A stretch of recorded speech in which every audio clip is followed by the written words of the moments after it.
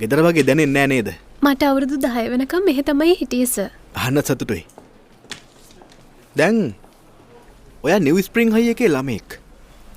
හරි.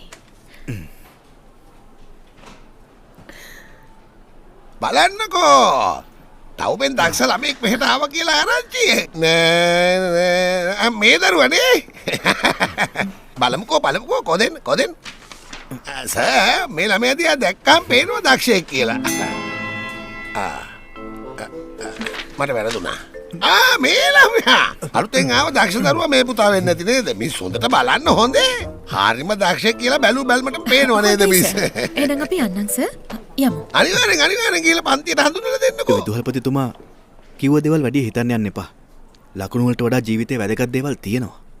හරි. මෙන්න එනවා. අපේ දෙවෙනි වසරේ ඉන්න දක්ෂතම ශිෂ්‍යයා. මුළු කාර්යාලෙම ඒකාලෝක වුණා. හැන්සම් කොල්ලෙක් නේ.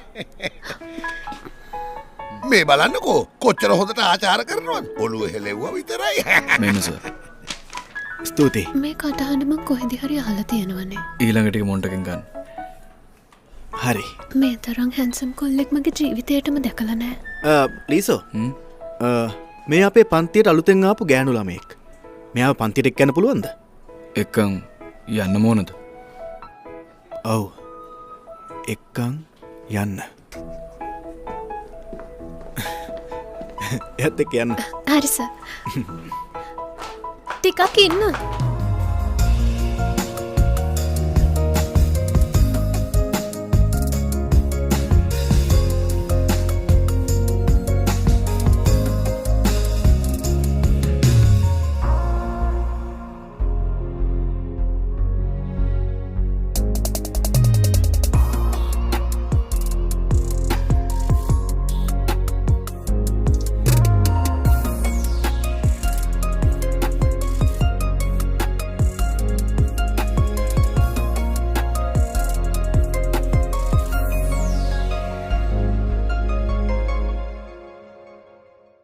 ඔයා මාමේ මතක නැද්ද?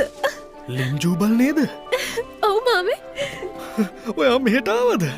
පැන්ඩෝර නෝන ආයෙත් එනවා කියලා ආරංචි වුණා. කොච්චර කාලෙකට පස්සේද? අවුරුදු 8කට පස්සේ. එච්චර ලොකු කාලයක් ගත වුණාද? අර පොඩි කොල්ලා නම් ලොකු වෙලා. ඒත් ඔයා තාමත් එහෙමමයි. කැතම කැත ජුබල් නේද? හාපැටියෙක් වගේ වෙලා. කාටවත් කියන්න එපා සුසිනිදු දීප්තිය රහස නවලක්ස් වයිට්.